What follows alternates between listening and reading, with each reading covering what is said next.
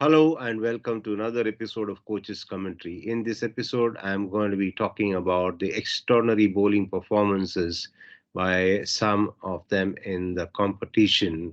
This edition of the IPL is approaching its 50th match mark, and therefore, you would have seen enough of the bowlers on view and also form an assessment of what it is that they have done so far.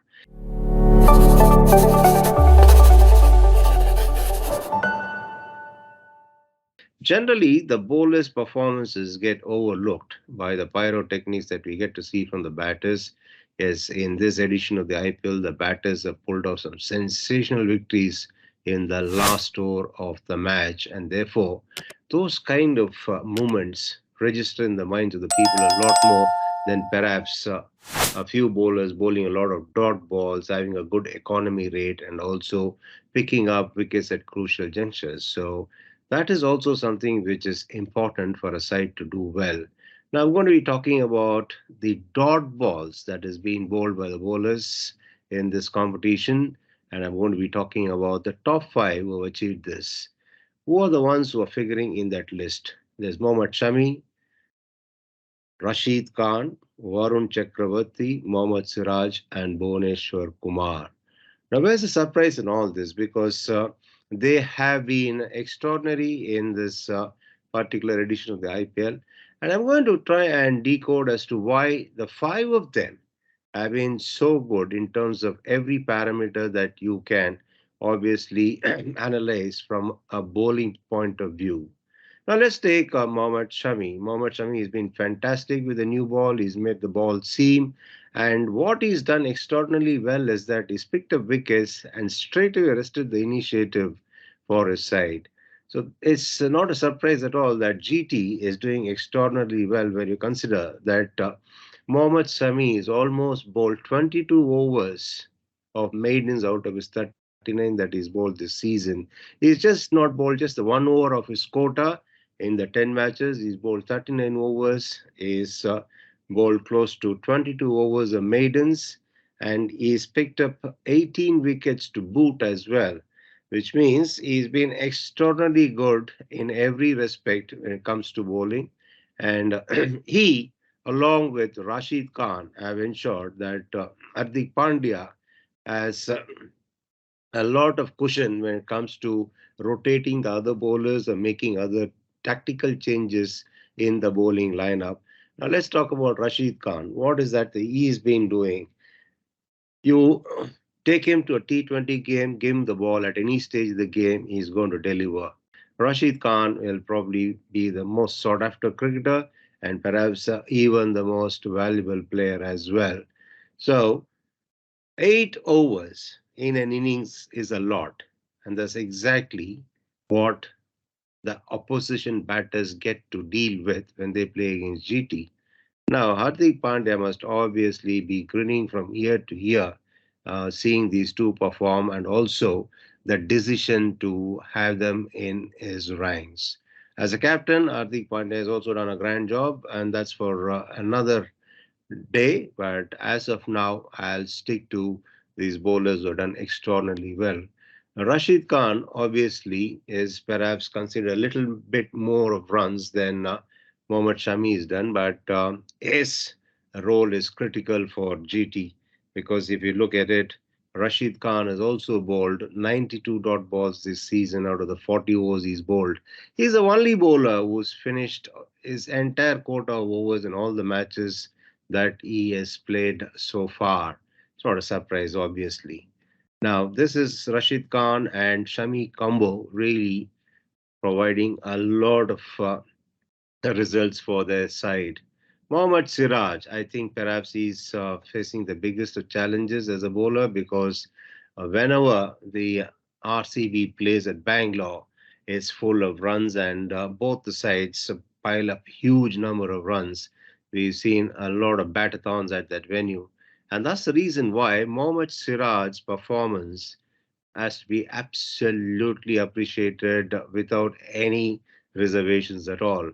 He's bowled 35 overs in the 9 games that he's played, and he's bowled as many as 111 dot balls. Out of the top five names that I have provided, and out of the top five performers in terms of dot balls, I think Mohammad Siraj needs a little bit more of appreciation for the simple reason that he bowls at the Chinnaswamy Stadium, where batters have really relished playing year in and year out. Now, in the nine matches that he's played, he's bowled 35 overs and he's also bowled 111 dot balls. He's picked up 15 wickets and he's also got a fantastic economy rate of 7.37, and that's something that is admirable for the simple reason, as I said earlier, he is bowling on one of the flattest tracks. And the other thing is that he bowls quick. He doesn't compromise his pace. He bowls quick. He generates extra bounce and he hurries the batters. Now, any bowler who's got a reasonable amount of pace will also go for runs for the simple reason any mistimed shot or an edge will fly off the bat to the boundary. That being the case, for Mohammad Siraj to bowl as many dot balls that he is bowled with the economy rate that he is bowled right through the season on a flat track half of the times that he plays, it's fantastic because generally he is considered as one who's more enthusiastic than commonsensical, but he is being fantastic. Uh, and also, one must appreciate the fact that he is perhaps not got the kind of support that Mohammad Shami has when it comes to bowling in a very well oiled bowling unit.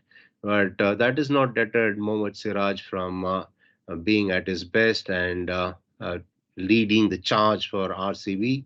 But he's still got a lot more work to do.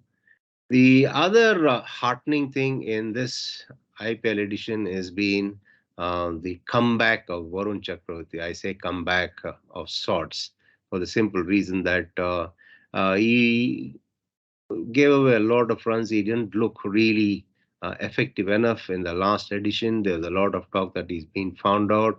All the mysteries obviously vanished from his bowling, but he's made a fantastic comeback this season, and he figures in the top five of the number of dot balls bowled list. He's bowled 88 dot balls, which is really good because he is bowled as many as 37.4 overs, which means the percentage is really good. You're talking about almost close to 14 of 37.4 overs is what he's bowled dot balls, and that is quite a lot.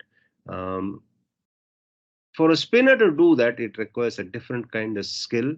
And obviously, Varun Chakravarti is not the conventional kind of spinner. He is one who has his own way of releasing the ball, and it's a good job that none of the coaches that he's been under so far have tried to convert him into a conventional spinner. But him being a highly intelligent young man, he's also aware of the fact that yes, USP is all about creating that intrigue and mystery that batters find difficult to decipher. And he's also stuck onto his tradecraft, which is being mysterious in releasing the ball in a different way compared to all the other spinners you get to see. And the fifth bowler who belongs to this list of having bowled the maximum dot balls this season is Bhuvneshwar Kumar. What can you say of him? He is getting better and better with the passing of each and every year. He's become like the cliched old wine. He has gotten better. And the remarkable thing is that his uh, talent or his ability to make the ball swing is still intact. I've seen a lot of bowlers in the last 3 to 4 decades losing that particular skill at some point in time. But Bhuvneshwar Kumar is one who's kept it going consistently. There's never been a stage where I can remember him having lost out on that particular aspect of his bowling. And that's the reason he's been effective and he's still the go-to person as far as captain is concerned. And again, uh, Bhuvneshwar Kumar is one who's obviously not getting as much support as Shami is getting, but still, the point is that T20 format can be really be challenging.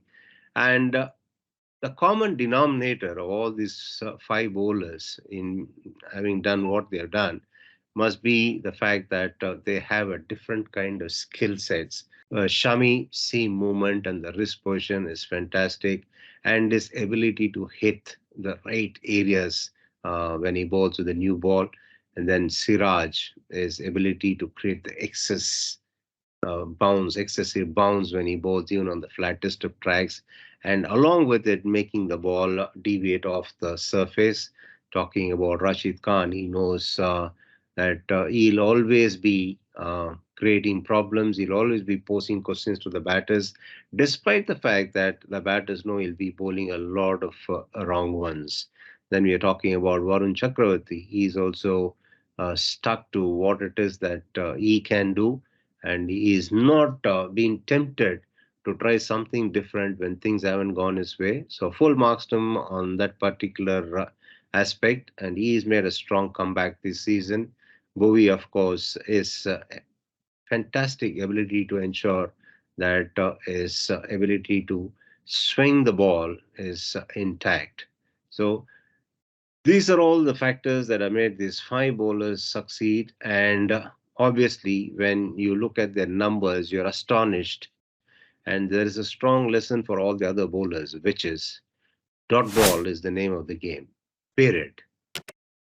We can talk about a lot of things, but as far as you can create the pressure on the batters by bowling a lot of dot balls, you will have the success that you're craving for, which is to pick up wickets and also stifle the opposition sides. And that's perhaps one lesson that has got to be learned from the numbers and also the way they're bowled in this particular edition of IPL.